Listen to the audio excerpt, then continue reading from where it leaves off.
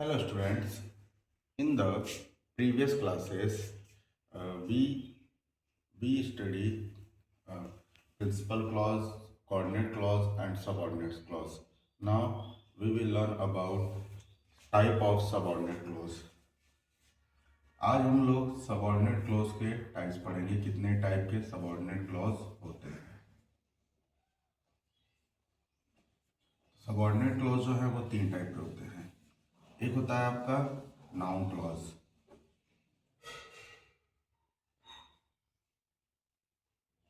Second है आपका adjective clause and third है आपका एडवर्ब क्लॉज। ओके, तो हम लोग पहले नाउन क्लॉज के बारे में पढ़ेंगे कि नाउन क्लॉज क्या होता है। Okay, noun clause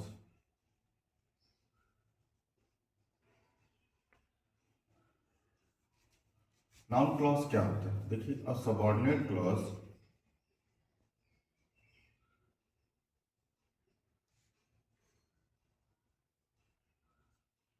that function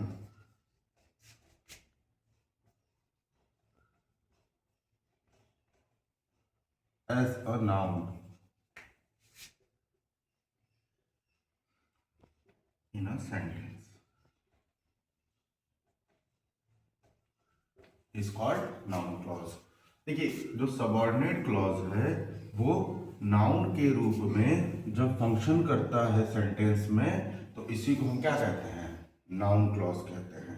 ठीक है, अब नाउन क्लॉज को आप आइडेंटिफाई कैसे करेंगे कि किसी भी सेंटेंस में नाउन क्लॉज क्या होता है? ठीक है, तो उसके लिए आपको सेंटेंस में जो मेन वर्ब होता है, मेन वर्ब से क्या का प्रश्न उठता है। मतलब मेन वर्ब से अगर आप पूछेंगे कि क्या क्या का प्रश्न जब करेंगे आप, तो जो आंसर आता है वही आपका क्या कहलाएगा? नाउन क्लॉज कहलाएगा।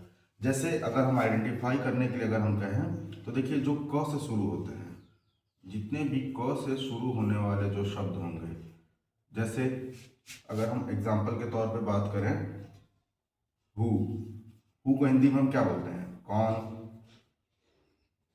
वेयर को हिंदी में हम क्या बोलते हैं? कहाँ। विच को हिंदी में हम क्या बोलते हैं? कौन सा।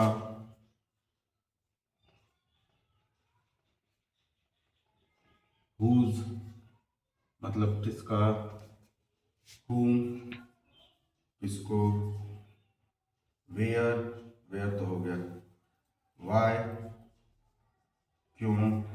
दैट की। ऐसे जो भी देखिए, सब में क से शुरू हो रहा है, क से यहाँ भी हो रहा है, क से यहाँ पे भी हो रहा है, क से शुरू यहाँ पे भी हो रहा है आपका। वाई, दैट, ये सब क्या है? सब में दैट का मतलब की होता है, वाई मतलब क्यों, हूम मतलब किसको, हुज मतलब किसका। तो ये सब क्या है? क से शुरू हो रहा है ना। तो यही आपके क्या है, आपको आइडेंटिफाई करना, यही आपके हैं नाउन क्लॉज। ओके, अभी मैं आपको एग्जांपल से जब समझाऊंगा तो आपको और ज्यादा क्लियर हो जाएगा। Noun clause, the noun clause may be in the following forms. Noun noun clause के कई सारे रूप है, कई सारे फॉर्म्स है, जिसका हम पहला फॉर्म देखेंगे, subject of the verb.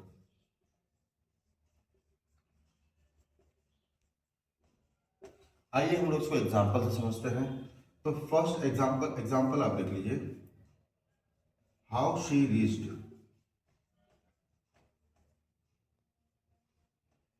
There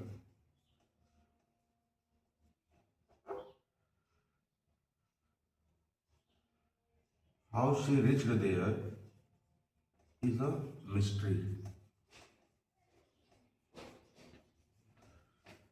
वो वहां कैसे पहुंची, यह एक रहस्य है। तो आप आइडेंटिफाई करिए कि आपका एक वर्ब यहाँ पे मिल गया, इज।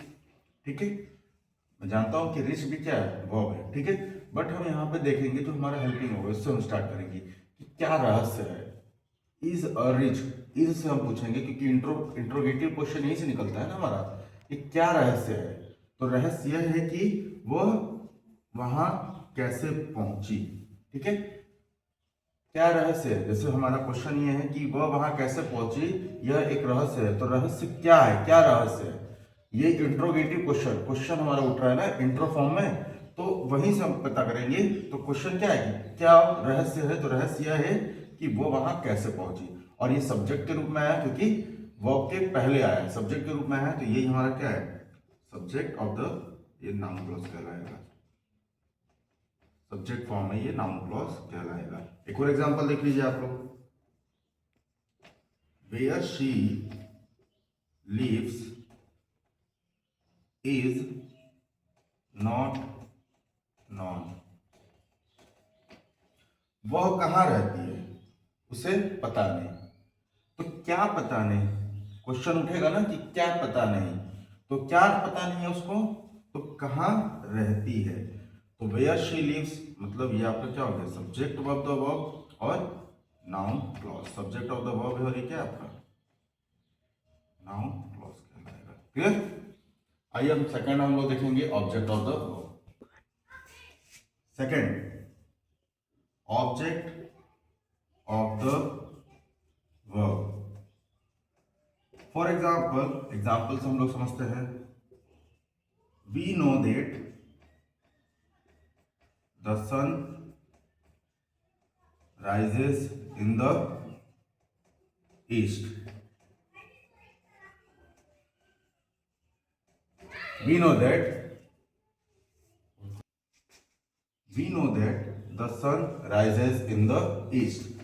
तो देखिए हमारा पहले हम लोग ये आइडेंटिफाई करेंगे कि हम क्या जानते हैं। हम जानते हैं कि, तो हम क्या जानते हैं, हम जानते हैं कि क्या, कि जो सन है वो ईस्ट से क्या करता है, उदय होता है। सूर्य पूरब से उदय होता है, यह हम जानते हैं। तो we is a subject and no is a verb. ठीक, ओके। दैट, ई से दैट का अर्थ क्या होता है हिंदी में, कि, तो that the sun rises in the east. तो वर्ब के बाद जो सेंटेंस हमारा आ रहा है वो क्या है, ऑब्जेक्ट है, और ये हमारा क्या है, noun clause. Clear? Third,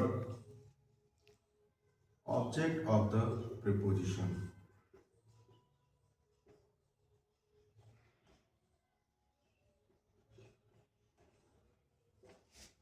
for example, there is no meaning in what you say। इसका कोई मतलब नहीं है कि तुम क्या कहती हो। ठीक है? तो इन क्या है, इन इज अ प्रीपोजिशन, और प्रीपोजिशन के बाद जो ऑब्जेक्ट के रूप में आएगा वो आपका क्या है, object of the preposition. Means ये प्रीपोजिशन नाउन क्लॉज हो जाएगा आपका। Sorry, in is a preposition, in is a preposition, और ये आपका क्या हो गया, of noun clause. Number 4, complement, complement of the verb, complement of a verb.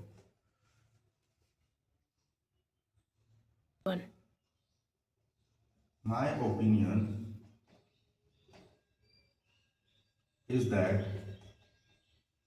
she is very simple।